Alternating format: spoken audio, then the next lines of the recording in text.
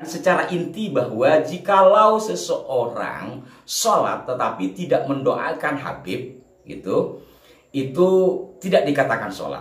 Umat Islam di jagat raya sholatnya tidak akan diterima oleh Allah Subhanahu wa Ta'ala, meskipun sholatnya nangis sampai keluar air mata darah. Sholawat kepada kalian ahlul bait, nggak sholawat kepada keluarga Nabi sallallahu alaihi wasallam, la sholat Allah, maka nggak ada sholat lagi.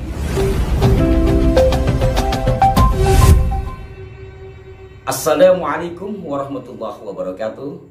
Salam jumpa, salam sejahtera untuk Anda semua. Salam persaudaraan dari kami, Arah 9 Channel.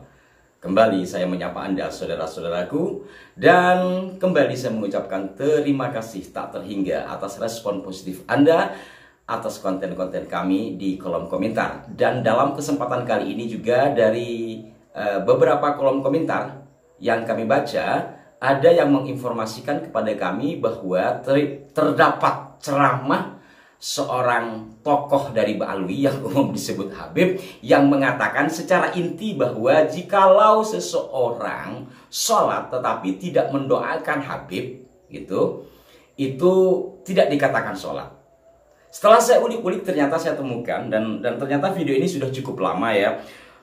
Hal ini kami akan putarkan kepada Anda sebagai bagian dari permenungan. Jadi mohon jangan disalah artikan. Bukan ngorek-ngorek kesalahan, tetapi hal ini merupakan doktrin. Kenapa? Karena ada embel-embelnya kepada klan tertentu. Kedua adalah apa yang disampaikan ini apakah sesuai dengan pendapat jumhur para ulama. Mungkin dari sebagian Anda sudah bisa menerka apa yang saya maksud. Dan untuk itu saya akan putarkan ada 2 potongan video, dan video panjangnya juga telah saya saksikan. Dan mari kita simak. Satu di antaranya disampaikan oleh Pak Novel nih ya. Umat Islam di jagat raya sholatnya tidak akan diterima oleh Allah Subhanahu wa Ta'ala, meskipun sholatnya nangis sampai keluar air mata darah, kalau tidak mau mendoakan Habib. Kalau tidak mau mendoakan Habib. Bagaimana menurut Anda pandangan seperti ini? Dan ini tidak hanya satu ya, setidaknya yang saya punya 2. Mungkin yang lain juga sama. Ini juga intinya sama ya. Wahai anak cucu zuriyah keturunan Rasulullah SAW, cinta kepada kalian itu adalah kewajiban dalam Al-Quran. Yakfikum min azimil fakhri annakumu man lam yusalli alaikum la salata lahu. Cukup bagi kalian sebagai kebanggaan. Kapan ada orang sholat tapi nggak sholawat kepada kalian ahlul bait, nggak sholawat kepada keluarga Nabi SAW, la salata lahu, maka nggak ada sholat bagi dirinya. Nah, bagaimana menurut Anda pandangan seperti ini? Terlepas dari apa yang disampaikan itu statusnya bagaimana, yang pasti di dalam sholat kita kan pada tahiyat itu kan ada bacaan Allahumma sholli ala sayyidina Muhammad wa ala ali sayyidina Muhammad dan seterusnya. Ada yang tidak menggunakan kata sayyidina, tetapi intinya di situ ada kata ali Muhammad. Kalau saya melihat dari ceramah yang kedua ya, itu ada beberapa hal yang disampaikan yang bermuatan doktrin. Pertama, dengan sendirinya dia mengaku sebagai ahlul bait. Padahal kita tahu tentang ahlul bait itu para ulama berbeda pendapat. Namun yang umum, seperti yang umum pula kita ketahui, ahlul bait itu ya lihom satu itu. Walaupun nanti ada pandangan yang lain. Dan di kanan ini juga pernah kami ulas tentang siapa-siapa ahlul bait itu dari pandangan sejumlah ulama. Jadi tidak perlu saya ulangi. Itu yang pertama dari apa yang disampaikan oleh penceramah yang kedua. Ada muatan bahwa dirinya mengaku sebagai dzurriyyah Nabi dan juga ahlul bait. Yang kedua adalah sama dengan isi ceramah yang pertama tadi. Intinya sama, substansinya.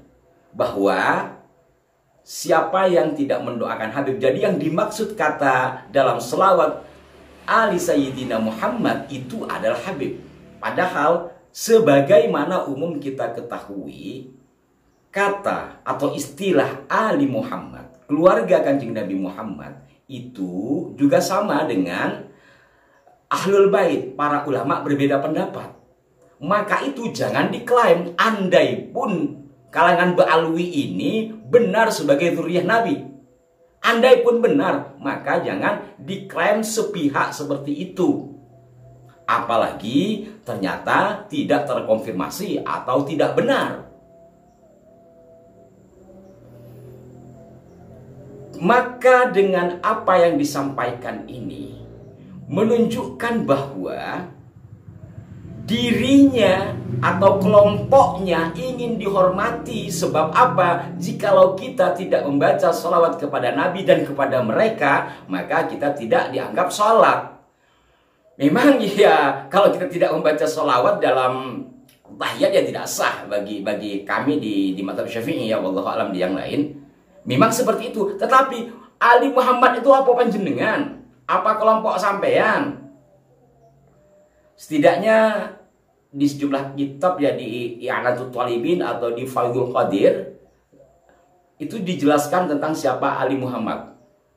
Ya, entah di bab berapa itu, di jilid keberapa. Kalau di Faidul Qadir itu kan 6 jilid ya, tebal-tebal. Intinya bisa dicari di sana. Seingatan saya ada yang berpendapat bahwa kata Ali Muhammad itu adalah kullu bani Muthalib al-muslim. Adalah setiap atau semua Bani Muthalib yang masuk Islam.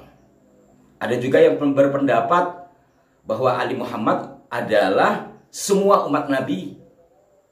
Nah, dari semua pendapat yang berbagai ragam dari kalangan ulama itu, tidak ada yang menyebut bahwa Ali Muhammad itu terkhusus kepada golongan Ba'alwi. Maka itu yang mohon jangan diklaim. Karena ketika berbicara sabda Nabi atau hadis yang paling tahu kan Nabi, para ulama, para muhaddis yang menggeluti di bidang hadis, tentu beliau memiliki pandangan-pandangan sesuai dengan kajian. Namun sekali lagi, walaupun berbeda pendapat tentang siapa yang dimaksud Ali Muhammad, yang pasti tidak ada yang saya ketahui dari pendapat yang masyhur itu mengerucut kepada kata Ba'alwi. Bagaimana menurut Anda? Dan dari sini sekali lagi saya tekankan, kami di sini menyampaikan sesuatu yang diharapkan dengan penyampaian ini kita bisa bertukar pikiran, kita bisa rembukan dari sesuatu yang ada yang diklaim dan bahkan mengakar tersebar. Bagaimana ini menanggulangi?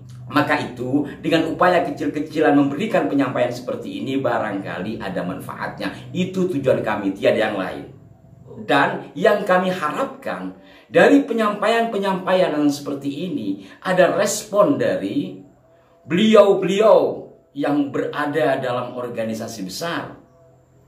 Apakah itu Nahdlatul Ulama, apakah itu MUI atau organisasi keagamaan yang lain, untuk memberikan penyadaran kepada umat, atau kalau bisa ya dipanggil.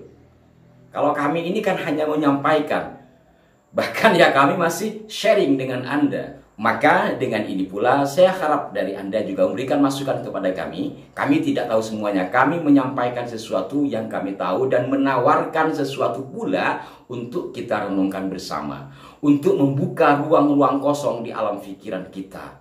Dan berhentilah kita untuk dijajah secara spiritual. Dan marilah kita sampaikan sesuatu yang sekiranya bisa mencerahkan. Dan mohon pula jangan disalah-artikan.